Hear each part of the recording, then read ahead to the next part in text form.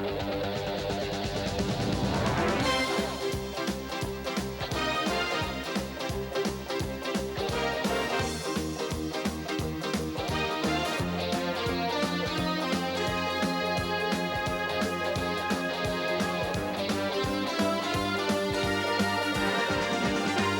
this edition of NASCAR Video Magazine, we're going to help you chase the dream of being a NASCAR pro with our NASCAR Fantasy cover story.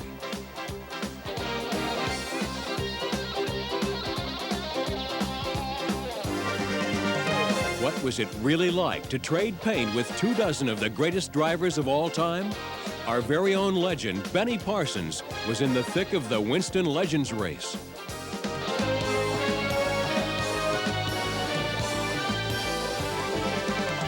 We'll look back at the career of a legend, the man known as the Clown Prince of Racing, Joe Weatherly.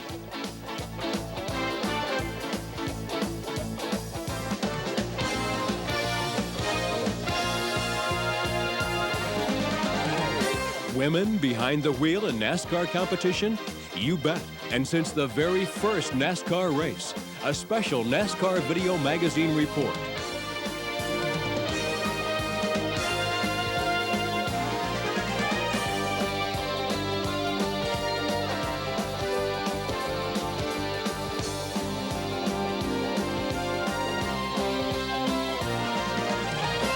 Hi everyone, I'm Bob Jenkins, welcoming you to another edition of NASCAR Video Magazine. Once again, we'll be taking you behind the scenes and to the front row of all the action in a way that's not available anywhere else. Our regular host, Benny Parsons, is not available for this issue. As you may know, Benny recently lost his wife, Connie, after a brief illness. And we would like to dedicate this issue to her memory. Connie Parsons was indeed a special person. She was on hand just a few weeks ago to wish Benny luck in the Winston Legends race. Her special smile and loving spirit will be missed by all.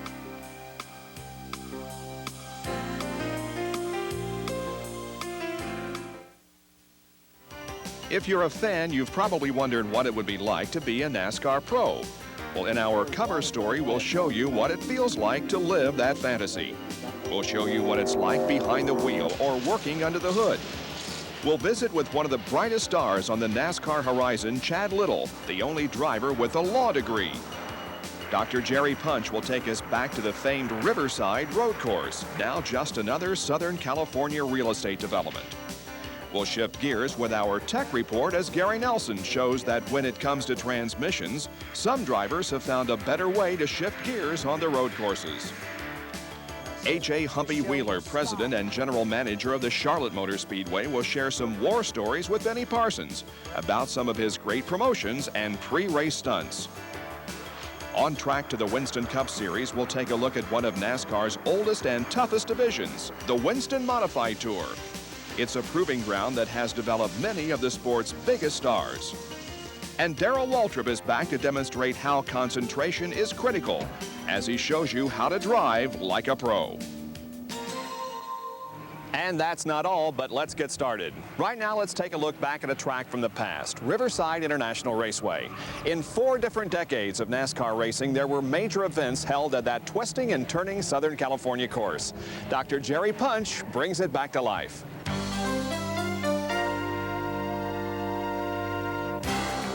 Over the years, the NASCAR Winston Cup schedule has included events on super speedways, short tracks, and road courses. But in 1991, if you want to see the Winston Cup stars on a road course out west, you have to come here to Sears Point International Raceway. But in years past, the road course that's hosted more NASCAR events than any other was Riverside. Constructed in the California desert 60 miles southeast of Los Angeles, Riverside opened in June of 1958. Eddie Gray of Cardeña, California, won that grueling 500-mile event that took over 6 hours to complete. It would be 5 years before the NASCAR Tour would return to Riverside, but then would run at least 1 race per year there for the next 25 seasons. In the early 60s, road racing legend Dan Gurney seemed unbeatable, winning the first 4 Motor Trend 500s in a row. There are so many memories when you look back over 23 years, but I think probably one of the most significant experiences and memories that I had was my good friend Dan Gurney winning 4 500-mile NASCAR Winston Cup stock car races back in early 60s, and then he went away one year and he came back and won it for the 5th time. And to do that was a feat that probably will never ever be duplicated by anybody, and that really put Riverside on the map. In 1969, Richard Petty in a Ford for the first time took his first of 5 wins on a track he learned to love. You know, the difference in Riverside road course and all the rest of the road courses I ever run, I always felt like that Riverside was a super speedway. You know, as far as had a lot of straightaways, good corners on it. You know, it was a fast racetrack as far as fast car. Riverside was always good. We always run good at Riverside, and I always look forward to, especially running through the S's. I love going around number 2, trying to get up to number 6 and see how much dust you can stir up. But that was the best part of the racetrack for me. Through the 70s, Riverside was one of the most popular stops on the tour for many of the drivers who grew up racing on the oval tracks, but look forward to challenging the tough 9-turn circuit. You know, you had to have your act together to go fast there, because turn 9 was a fast corner, and you had to set up your car, you know, so it would work there and still work through the S's and get around the rest of the course. But I always enjoyed it, and hopefully someday we'll have another track in that area just like it. In the 80s, Riverside was a track for new drivers to make their first mark. Tim Richmond had his first career win at Riverside, as did Ricky Rudd and Bill Elliott. From 1981 through 1986, it was the site of the final race of the season and was a key event in determining who would become the Winston Cup champion. Southern California real estate development finally overran the Riverside facility, and the track was sacrificed to make way for a shopping mall and subdivisions. On June 12, 1988, Rusty Wallace won the final event for NASCAR at Riverside. The Winston Cup Series still has a very strong presence in the West with tracks in Sonoma and Phoenix. But it was at Riverside, California that the Western fans first fell in love with NASCAR stock car racing.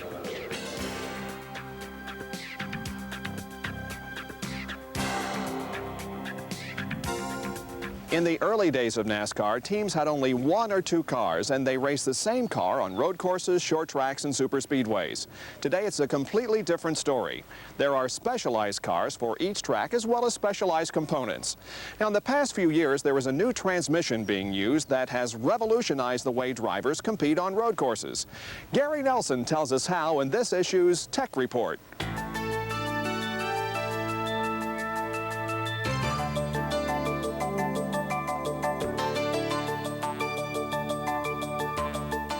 Probably the biggest thing that has helped the stock car racers adapt to road racing is the advent of the Jericho transmission. Back in about '86, Bobby Allison was one of the first ones to try it, and then very soon after that, everybody's running the Jericho transmission on the road courses. The reason for it is that there's so many gear selections. You can change the ratios to get off of one turn better or down the straightaway better.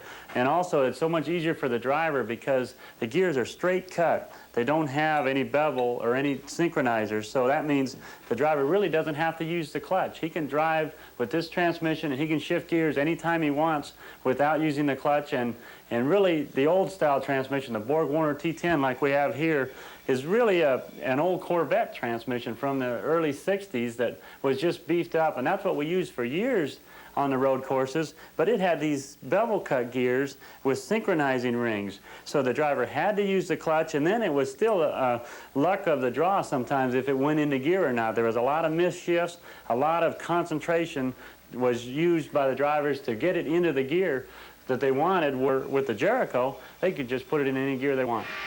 At a track like Sears Point, the drivers can shift as often as 15 times a lap. And when you think about that, in the old days, they really had to concentrate on the shifting. Nowadays, shifting is just a breeze. There's no thought to it at all. They just push the shift lever into the gear that they want. So they can really spend their time thinking about how to get around the track quicker and use the lines that they want.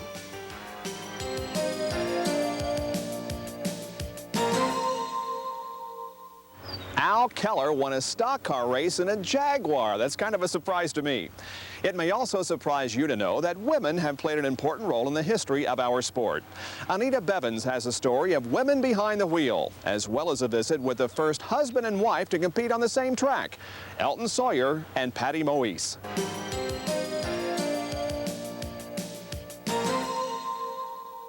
Patty Moise has yet to post her first Busch Grand National victory. However, she and husband Elton Sawyer are making history as the first married couple competing in NASCAR. But Patty hopes fans remember more than that relationship when they look back on her career. I'd like to be successful on the Grand National circuit. This year, my top goal is just to be able to race all the races. Patty Moise drove her first stock car race in 1981 at Road Atlanta. I'd been going to races since I was just a little kid in elementary school. Just really liked it. Once I got a license and started driving on the street, I was kind of wild and was always getting tickets and things. And they sent me to a driver's school, racing driver's school out in California. And then I was really hooked then. Since those days, Patty has teamed up on the track and in marriage with competitor Elton Sawyer. I really have a lot of confidence in Patty as a race car driver and the feel that she has for the car. We can sit down and discuss things about the way her car was handling versus the way my car was handling, and hopefully can put it all in a hat and get two real extremely fast race cars for both of us to drive. That's what our main goal is. Patty has had her share of success, most recently setting the women's closed course speed record. That was something I'd really wanted to do for some time. Lynn St. James had held the record before I did, and I've admired her, and she's been a friend of mine. And I thought that we could do it when it was set at 204 with a V6, and I've been racing for Buick since '84, so I really wanted to do that. And then she bumped it up to 212, and I thought, well, probably might need a V8 then to do that. Although Moise is currently the only female driver in the big league NASCAR ranks, there is a rich tradition of female competitors in stock car racing. In fact, you can go all the way back to day one, June 19th, 1949, to find women drivers in what is now referred to as the Winston Cup Series. The inaugural event was at a dirt track in Charlotte, North Carolina. A lady named Sarah Christian was among the 33 drivers in the field. After starting 13th on the grid, she finished a respectable 14th in a car owned by her husband, Frank. The very next strictly stock race was presented at the famous Daytona Beach and Road Course. In the days preceding the Daytona International Speedway, the stock car races were run over a demanding 4.1-mile layout, utilizing a 2-lane paved highway and the beach itself. This time, there were no less than 3 women in the field. Joining Sarah Christian were Louise Smith of Greenville, South Carolina, and Ethel Flock Mobley of Atlanta. All 3 women finished in the top 20. The premier event on the 1949 NASCAR schedule was a 200-miler at Langhorne, Pennsylvania in September. The ladies were a terrific marketing tool in the late 40s. Ethel Flock sparked interest driving a 1948 Cadillac convertible. Langhorne Speedway officials staged a special match race among the 3 ladies, won by Sarah Christian. In the 200-miler, the striking brunette turned in a remarkable effort, finishing 6th in the field of 45. NASCAR and track officials were so impressed that they invited her to share in the victory lane ceremonies with race winner Curtis Turner. Later that year, in a 100-mile race at Heidelberg, Pennsylvania, Christian posted a 5th place finish. It remains to this day the highest finish registered by a woman on the Winston Cup Series. There's no doubt that women drivers have helped shape NASCAR as we see it today. And with the door open, chances are we'll see more female competitors in the coming years. Women were at the wheel back in 1949 when NASCAR's strictly stock division began. But there's another NASCAR division that's even older. Dr. Jerry Punch has that story.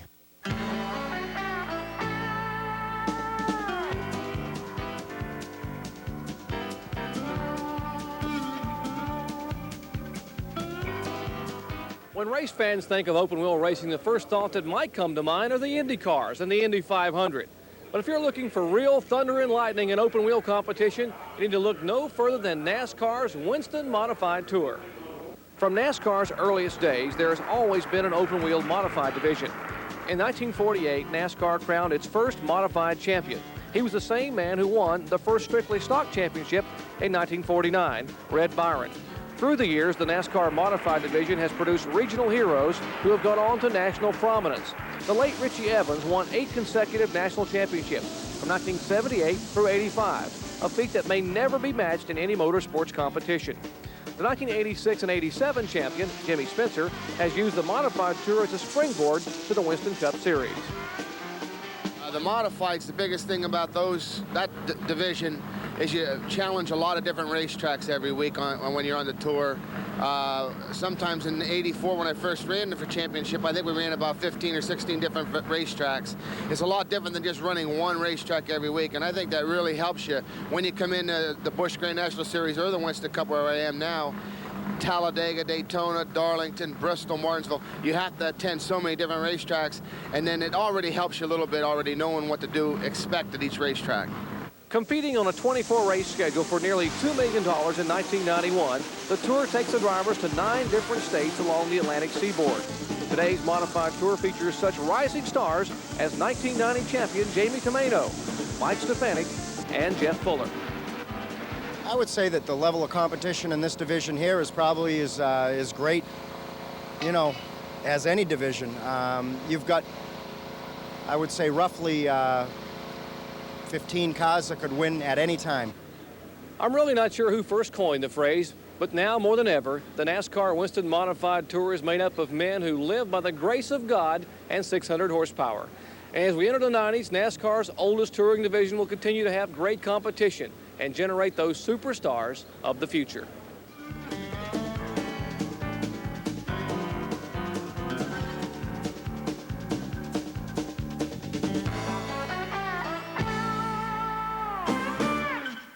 While a number of drivers have made the transition from modifieds to stock cars, the same is true for mechanics.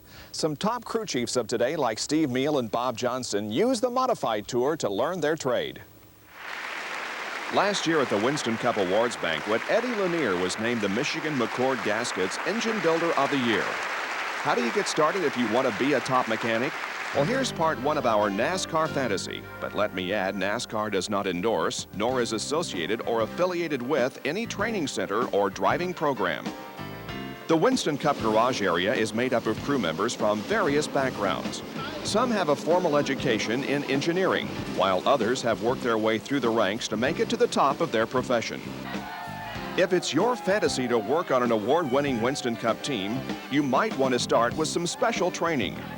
Mark Davis of the Motorsports Training Center has some advice for a beginner.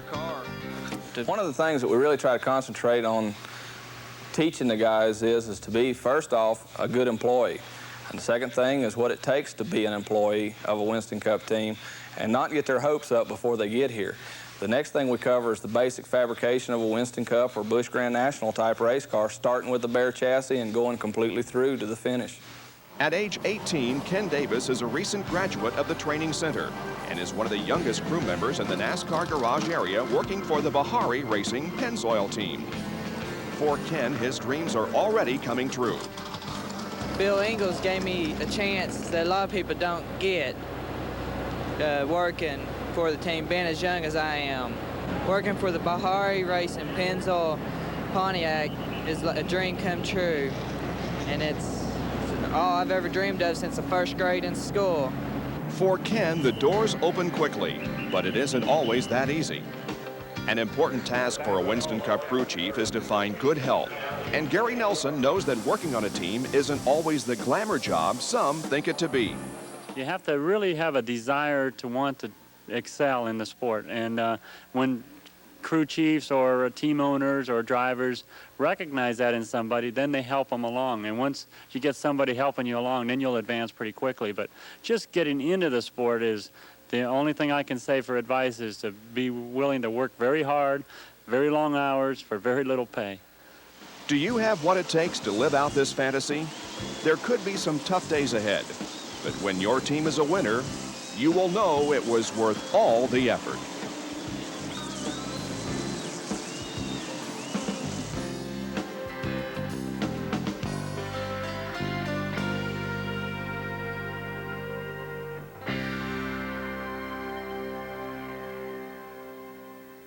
There are a number of places to get started as a crew member, just as there are a number of places to get started as a driver. But it seems in the past couple of years, the West Coast has produced a lot of new talent. Here's a former Winston West champion who seems to have the right combination of the grit of the old days and the slick new look of today to make it big. Chad Little.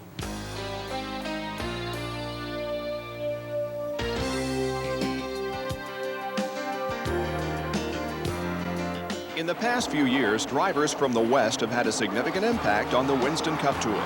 In 1990, Derek Cope of Spanaway, Washington was the Daytona 500 winner. In 1991, Modesto, California native Ernie Irvan won NASCAR's biggest event. So who's in line to be the next star to rise from the West? Well, many are picking Spokane, Washington's Chad Little to emerge in the next few seasons as a real championship contender. In 1986, he was the Winston West Rookie of the Year. He followed that with the Winston West Championship in 1987. This season, for the first time, Chad is attempting to run the full Winston Cup schedule. We had a chance to visit with Chad and find where he first made his decision to go Winston Cup racing. And I think the first time I ever really had aspirations of coming back here and I could actually see myself or, envision myself as being a Winston Cup driver was probably the first time I went down to Riverside, which would have been in '86. I was 21 years old at the time, and that was when got to park our car next to Tim Richmond and Dale Earnhardt because they did garage assignments by how you were in points. I was leading the Winston West points at the time, and so I parked in between the current Winston Cup champion, which was Earnhardt, and the current Winston Cup point leader, which was Tim Richmond. So that was kind of the first time that I was really introduced into Winston Cup racing and could actually see myself doing it, and well, because I was doing it, and got to meet some of the drivers and so on. While earning a bachelor's degree from Washington State University, Chad still found time to balance his commitment to racing with his education. Looking back, I wouldn't have been able to get the education I did if I had been back here. Now that I understand what kind of time's involved in Winston Cup racing and how much of an effort it takes, it's all consuming. And you have to be consumed in the sport to do well in it. You have to have patience and persevere, but you have to be consumed in the sport. I mean, wake up in the morning and be involved in it, conditioning for the driver, PR, and so on to exceed in this sport and excel. And on the West Coast, it wasn't like that. So I could have another job and race because it was like a hobby. At age 22, Chad was accepted to law school and had the opportunity to drive for one of the West Coast's most successful car owners. About the time I finished college, I had a chance to drive for a guy named George Jefferson, who incidentally is the same person Derek Cope drove for when he got his first break. Derek had just left, went back east. George had a nice team and equipment. I stepped into those shoes. That happened almost simultaneously, the same time that I was accepted to law school. So I was like, forget law school, I want to go racing. And then if it wasn't for my parents convincing me that you need something to fall back on, believe us, you're not ready to move back east and run Winston Cup. I mean, I hadn't started Winston West yet. So law school made a lot of sense. While Chad has been accepted into the Winston Cup garage area, there have been some who might find it hard to believe someone with a law degree is really just a racer at heart. I think the negative side of it is some of the other drivers, other crew members, other people involved in Winston Cup racing, aside from the sponsors, aside from the marketing end of it, have looked at me kind of like, here's a kid who decided one day he wanted to race cars. Because when you think of someone who has a law degree, it's generally someone from an upscale family, generally someone who comes from money, because it's expensive to go to graduate school. And it's not someone who you would think has been involved in the turning of wrenches on cars and paying his dues. So I think it's given me kind of a bad label from that side of it. But they don't understand how my situation worked. I mean, I don't have a lot of chances to explain how I went to law school and why and so on. But on the other side of it, I think there's more positives, and I think it's helped me a lot more than that little bit of a negative as far as people looking at me and saying that, one day I decided I wanted to race cars, because that's not the way it worked. But the corporate people, the marketing people, just my own self, I guess that's what it comes down to, is it makes me feel good to have an education. Chad had a chance to show his aggressive nature when he crashed into John Force at home plate during last year's Darrell Gwynn benefit softball game. On the Winston Cup Tour, it isn't always easy to control that aggression. You can learn patience racing. It's easy to say. I could say it over and over right now, but it's hard out on the racetrack. But to be patient as a race car driver is probably one of the most important things you could tell anybody. And I mean, I was told that from Junie Donlevy, the first person I drove for, is, Chad, you're going to be a great driver if you just got to be more patient. My father's told me that until he's blue in the face. I'm too impatient. I want things to happen. I want them to happen now. And it's like that in a race car, you know. You see a hole and you want to take that hole. And a lot of times on the third lap of a race, it's not the right thing to do when it's 500 laps long. So you're right. You have to continuously tell yourself to just take it easy, slow down. Not slow down, but because you can't slow down in Winston Cup. I mean, every lap is like the white flag lap. But just to take it easy and be patient. Don't be overly aggressive until the last 50, 100 laps of a race. It's easy to say. And, you know, you could talk to Benny, you know, Parsons. You could talk to Cale Yarborough. All those guys. I mean, being patient is a virtue of a champion. And the ones that learn how to control those patients and save them until they're needed, they're the ones that are the champions. They're the Darrell Waltrips, the Bill Elliots, the Rusties, and the Dale Earnhardts. Chad had one of his best days ever in April when he had the opportunity to lead on a short track for the first time in his very first start on the tough Tennessee high banks at Bristol. A good chance for a top 10 finish was lost when Chad was caught up in a late race crash that dropped him to 14th place. Probably one of the most satisfying moments in my early career has been Bristol. There's no doubt about it. Led 6 or 7, 8 laps, I believe, which isn't a lot, but I was leading. But that's not, the important thing is that we were in the top 10 almost all day long, and in the top 5 probably close to 2/3 of the afternoon. That's the key to that race for me. I had some patience that day. The car was working well. You know, and that's another key sometimes that just reminded me is that it's more difficult to have patience when the car's not working well. You know, if you have a 10th place car and you're pushing it to 5th, it's hard to show your patience because you're already driving the car more than it's capable of doing. But if you have a top 5 car and you're running 5th or 6th, you can show a lot more patience, you know. You can kind of just, cruise isn't the right word, but you can kind of get in a nice groove and not have to really push the car to stay ahead of 7th or to stay ahead of 8th place, because that's where you should be and that's where you are. But when you're 20th, you don't want to be 20th. You want to get up there in those top 5, top 10, because that's where the TV coverage is. But Bristol was a great race for me. I learned a lot. It was just a shame that we got swept into a racing accident. And I can't call it much more than that, I guess.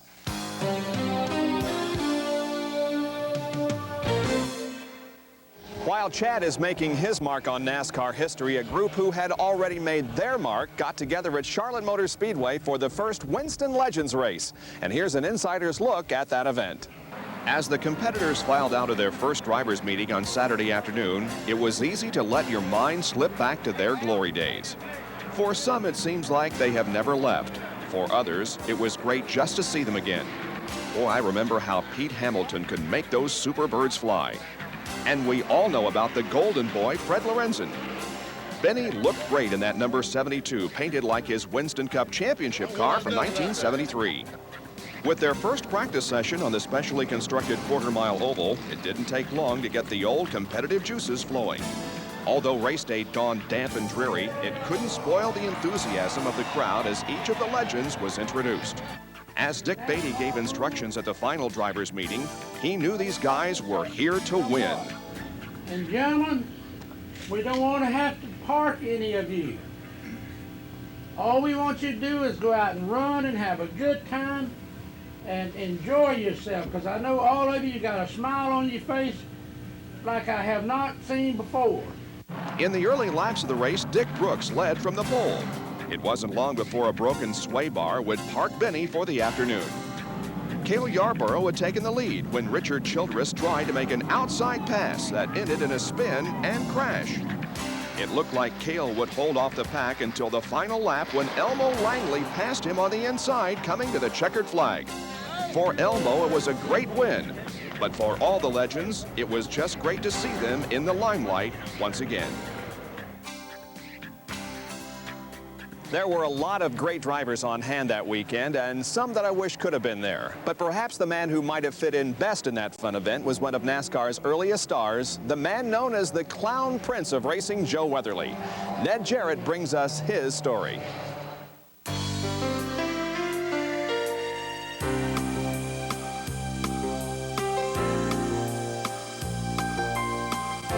In the early days of NASCAR, there were many colorful characters. They combined their hard-charging driving skills with a lifestyle which created many legendary stories.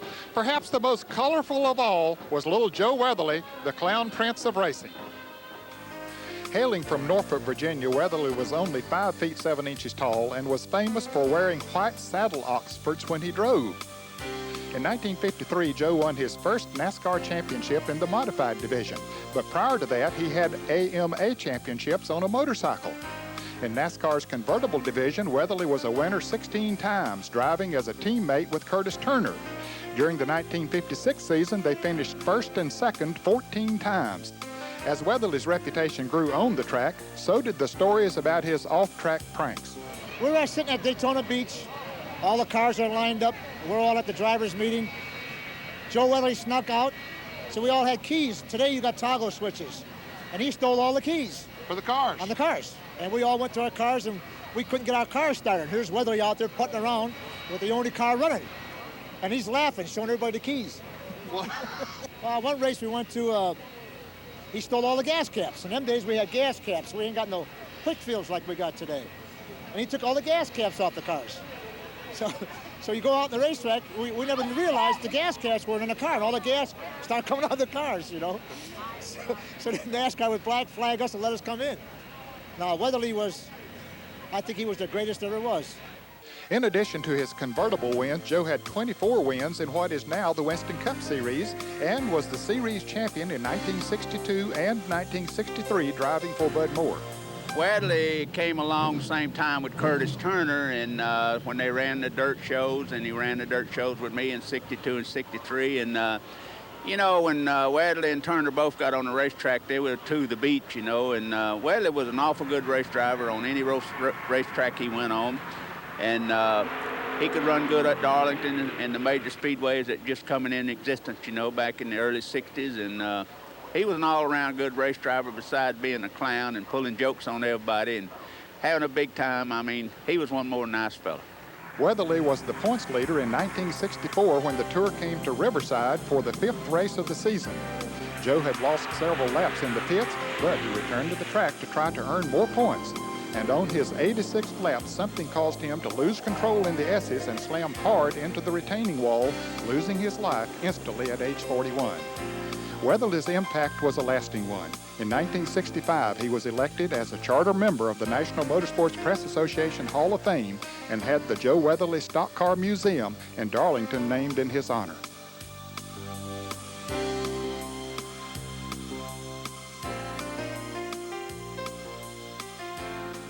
Joe Weatherly was quite a character, quite a showman. Another man who fits that description is the president and general manager of the Charlotte Motor Speedway, H.A. Humpy Wheeler.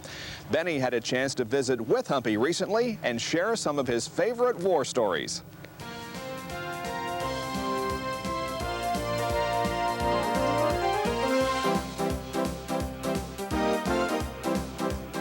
When you come to Charlotte in the month of May for the Charlotte races, you're looking for a place to eat? There's no place with the view of the Speedway Club at the Charlotte Motor Speedway, nor the food is good.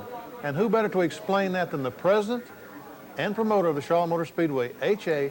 Humpy Wheeler. Humpy, thank you very much for joining us. Oh, glad to be here, Benny. Humpy, where does that come from? Well, you know, it doesn't come from me. It comes from my father. He was the guard on the Illinois football team back in the 20s. And Coach Bob Zupke, one of the great college football coaches of all time, caught him smoking Camel cigarettes one morning in the dormitory. And so for the entire season, which was Red Grange's senior season, my dad had to run around the football field for an hour before practice. So his teammates gave him the name Humpy. And I was a junior, and he was a coach. And so I got tagged Little Humpy, which ended up being Humpy after he died.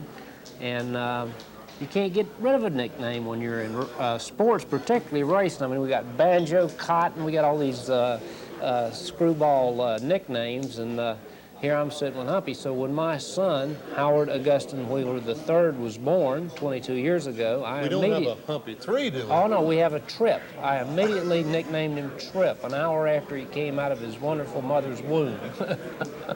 600 miles. Why 600 miles? Well, Bruton Smith's the one that started up the 600-mile deal when he opened the track in 1960. He wanted something different, that extra 100 miles. Now, you know a lot about that because you won the greatest race that's ever been run here, and we tried. How long did it take us to run the 1980 600? About 7.5 hours. 7.5 hours. We had 2 thunderstorms roll through that day, which we'll never have again. I've made my act of contrition, and we'll never have another thunderstorm at the 600. But you beat Darrell Waltrip on that last lap in the greatest finish we've ever had here at Charlotte. And had that been a 500-mile race, I don't think you would have won it, would you? I don't think so. I think that Darrell was leading at the end of 500 miles.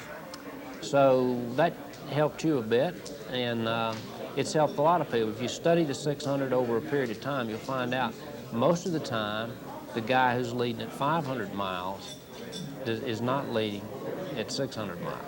The 600 traditionally has been a financial success. You sell about all the tickets that you have, but yet you promote the event like no other event in NASCAR. Why?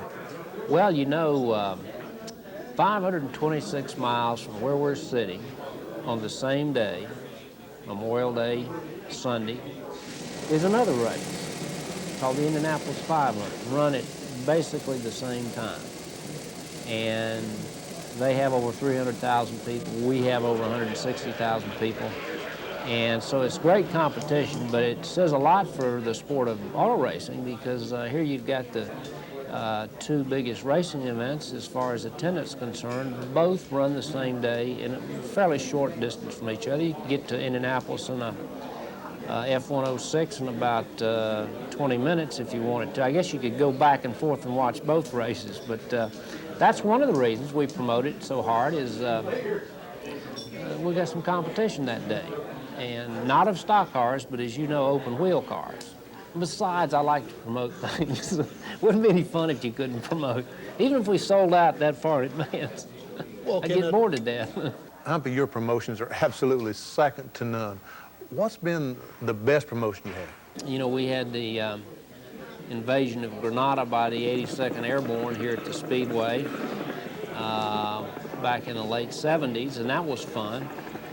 We had the circus here in '80 for the first time, which almost drove Bill France Jr. to commit Harry Carey in the control tower. But we got all the elephants and high wire acts out of there before it didn't hold up the start of the race. But, you know, this last one that we had back in October, the Melliella 500, where Brian Carson tried to jump 300 feet in a rocket-powered Cadillac and failed. He missed it by 20 feet.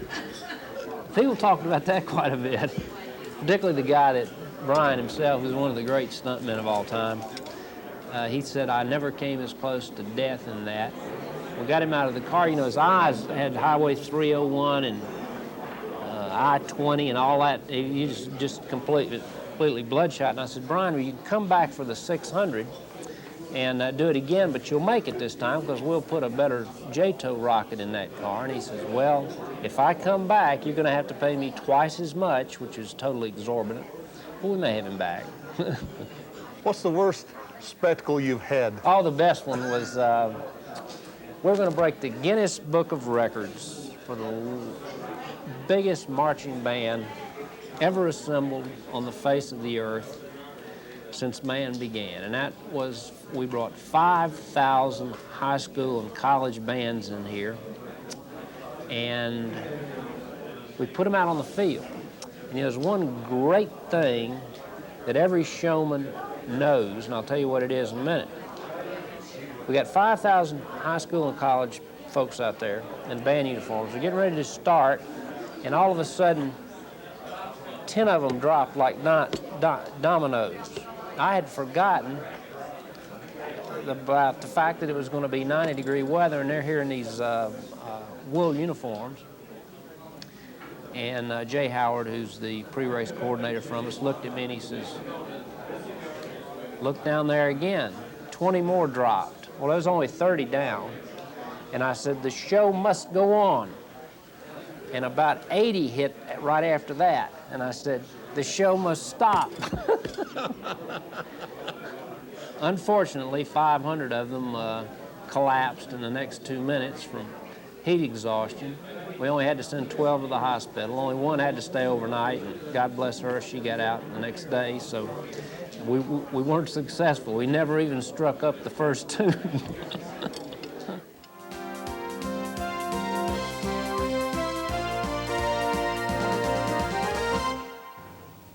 When it comes to driving a stock car, few are better than Darrell Waltrip. Here's Darrell with this issue's tip to help you drive like a pro.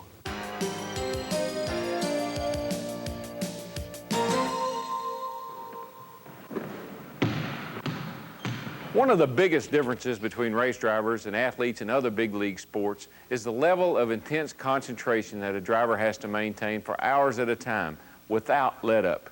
In football, baseball, and basketball, the players focus hard when play is underway, but they frequently have timeouts. Race drivers rarely have the luxury of a break in the action. One little daydream, one loss of concentration can put a driver out of the race, or worse. If you want to start driving like a pro, you got to start thinking like one behind the wheel. Before the race even begins, I'm busy concentrating on this race, on this day, at this racetrack. We've got a long season, but each race has its own battle plan. The length of the race affects your plan. When will you make your pit stop? How hard to push and when to push? How much endurance is involved? How much do you have to just bear down and grind it out? When you plan your next drive, it shouldn't be all that different. Will it be a short trip, like Charlotte to North Wilkesboro, or an endurance trip, like driving from Richmond to Talladega?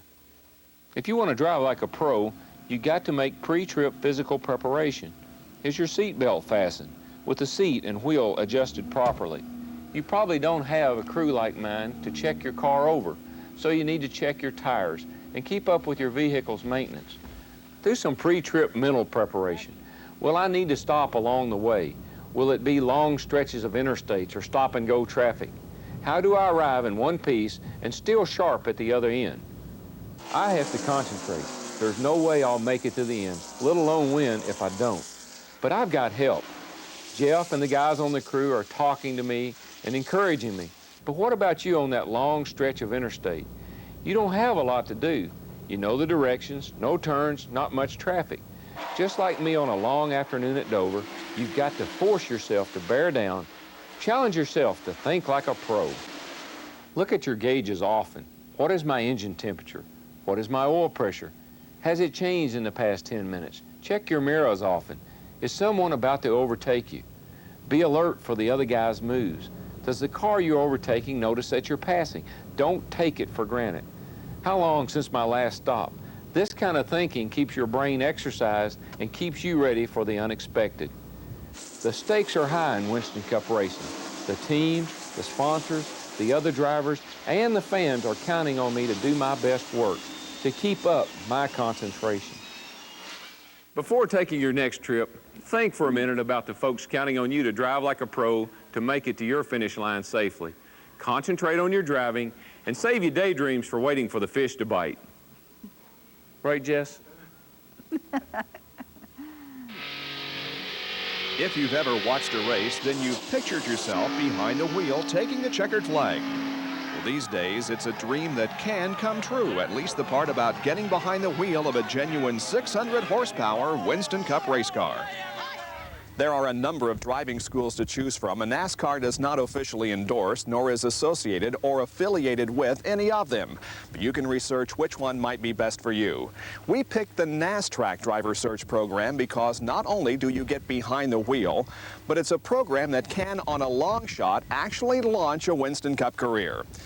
If you want to know what it's like to get behind the wheel, take a look and let your NASCAR fantasy come true.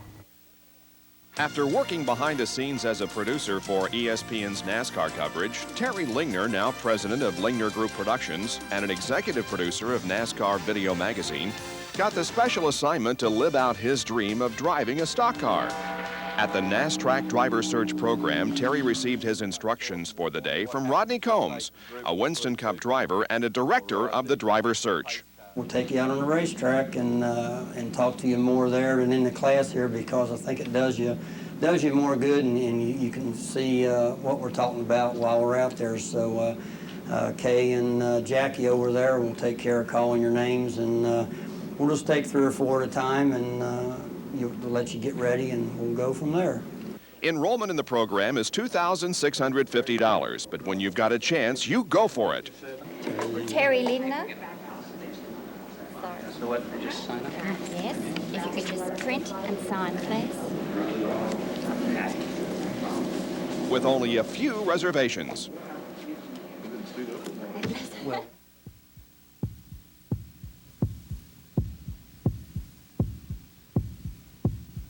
Putting on the driver's uniform is more than enough to make your pulse quicken.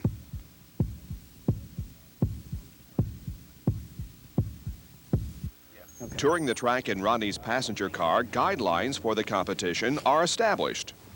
So pretty much there's where we got the helmets and all the cars set right here to the right of us and that. And they are true Winston Cup cars. The only thing that we have done to them, from a 14-to-1 compression, we knock them back to about 12 and a half, because, you know, sometimes the short blocks will run 6,000 laps. As I'm driving, pretty much keep in mind where I am driving, because it will help you on the line. That will get you through the marks and around the racetrack the safest. And they did a little bit of patching here, which has come out real good. Yeah, we've got even a couple little marks here. You'll see the white marks, to where we try to say keep the right side tires on them or below them. As we come off the corners, what we try to get everybody to do is come down the straightaways, roll out of that gas nice and slow, maybe a little bit of brake, start rolling on that gas. Nice and slow, everything nice and slow with a heavy Winston Cup car.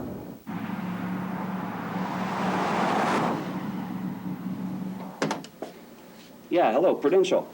Yeah, I'd like to go over the policy for Terry A. Lingner, if I could. The speeds on the track seem much higher when you know you're getting ready to go out there yourself. Drivers are competing for an opportunity to drive professionally in Australia, but they have many reasons to want to be on the track. My brother showed me an article in Stock Car Racing magazine, and I couldn't resist the opportunity that it presented to me.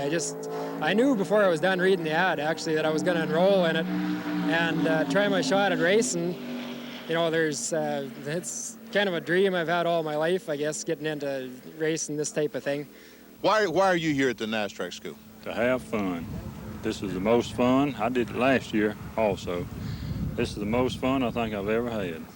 Want to go on and be a race car driver from here, you think? I hope to. I think I got the stuff. Just a matter of getting through this. The right stuff, you got it, huh? I think so. I think I have the right stuff. Yes, sir. Who's going? We got plenty of sizes. What size you got, bud? Yeah, I think it's good.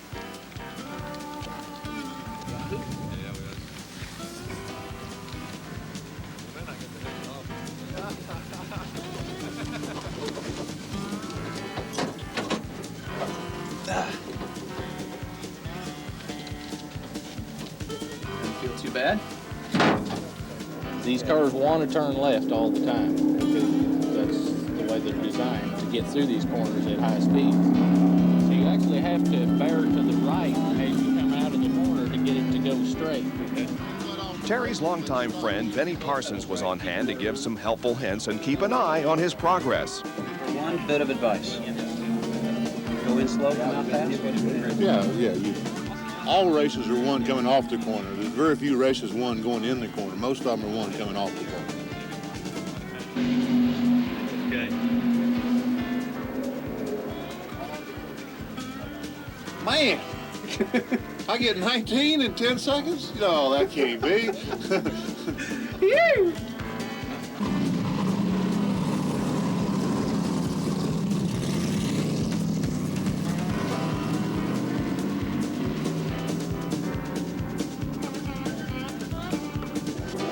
following a pace car through the corners, you gradually increase your speed.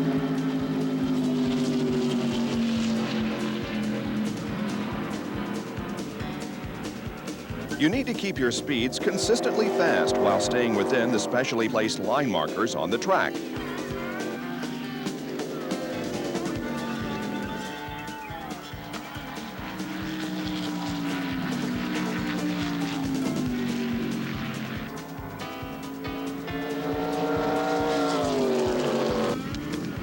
For Terry, his first 10 laps on the track were something special. How in the world do you do that with 40 other guys out there? My God. Exciting stuff. I've never held my breath that long. After more laps on the track, Terry is gaining even more respect for NASCAR competitors. It's just incredible, the skill it must take to do this competitively. You think you hit your dots down there? Yeah, I think I hit a few of them. The object is to dodge them, right? Exactly. I don't know if I dodged them well enough. 147 and a half that one lap. 147. It feels like 300. What do you think, what the 500 people, almost 500 people that went through your, what did they most get out of it? Well, I think, Benny, I mean, we've got thousands of people sets up here at Charlotte, Daytona, Rockingham, Richmond, many of the NASCAR tracks, and say, boy, I wish I could drive one of them cars. And I mean, some of them comes here and leaves running as fast as a Saturday night short tracker that's run for 10 years. And we proved that by the go-kart racer that went to Australia and a fire truck driver, and that is the gospel. We have nothing to do with the scoring. That is done by professional people other than NASCAR and the scoring and the computer system. So it's all 100% legit. But people don't know what ability and talent they have that they come here and do this. The overwhelming joy of pulling into victory lane is something most of us will never experience, only dream about. But for just one moment, picture yourself winning one of NASCAR's premier events. Improbable maybe, but it's not impossible. You could do something extraordinary. After all, isn't that what fantasies are all about?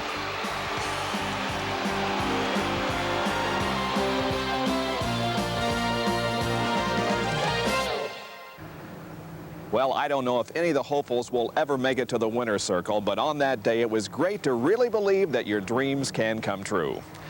And that does it for another edition of NASCAR Video Magazine. Hope you enjoyed it. We'll be back with our next edition soon. See you then. Keep watching. At the conclusion of this issue is a new music video from Robin Lee.